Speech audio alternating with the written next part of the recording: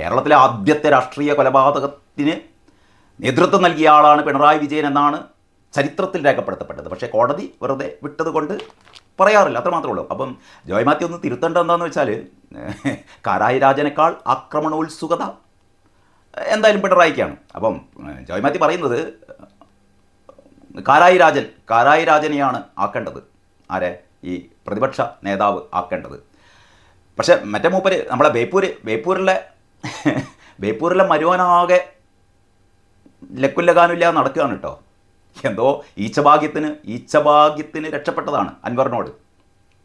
അപ്പോൾ മിക്കവാറും എനിക്ക് മനസ്സിലാക്കാൻ പറ്റുന്നത്, പിണറായി പറയും ഒന്നുകിൽ എന്നെ ആക്കണം, പിണറായി ആവരുത്, പിണറായിനെ ആക്കരുത് എന്ന് CPI ഒരു വിഭാഗം വലിയ ആൾക്കാരും ചാട്ടിയും പിടിച്ചു കഴിഞ്ഞാൽ പിന്നെ അടുത്ത ഇത് മരുവൻ.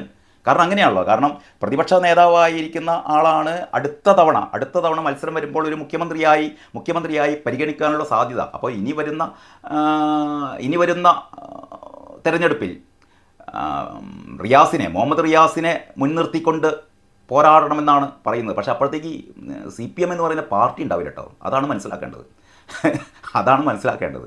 അതിൻ്റെ ഇടയിൽ 5 കൊല്ലം കൊണ്ട് എനിക്ക് തോന്നുന്നത് CPM-ലെ മുഴുവൻ ആൾക്കാരും ആ പാർട്ടി വിട്ടിട്ട് കുറേ ആൾക്കാർ കോൺഗ്രസിലേക്കും കുറേ ആൾക്കാർ BJP-യിലേക്കും മാറുകയും CPM എന്ന് പറയുന്ന പാർട്ടി പശ്ചിമ ബംഗാളിൽ എങ്ങനെയാണോ അപ്രത്യക്ഷമായത്, പിന്നെ ഇവിടെ ത്രിപുരയിൽ എങ്ങനെയാണോ അപ്രത്യക്ഷമായത്, അതേപോലെ കേരളത്തിലും അപ്രത്യക്ഷമാക്കാൻ വേണ്ടി പോകുകയാണ്. അതിൻ്റെ അന്തകൻ, ഞാൻ കഴിഞ്ഞ വീഡിയോയിലും പറഞ്ഞ പോലെ, അതിൻ്റെ അന്തകൻ പിണറായി വിജയനല്ല, പരനാറി വിജയനാണ്. അപ്പോൾ അങ്ങനെയൊക്കെയാണ്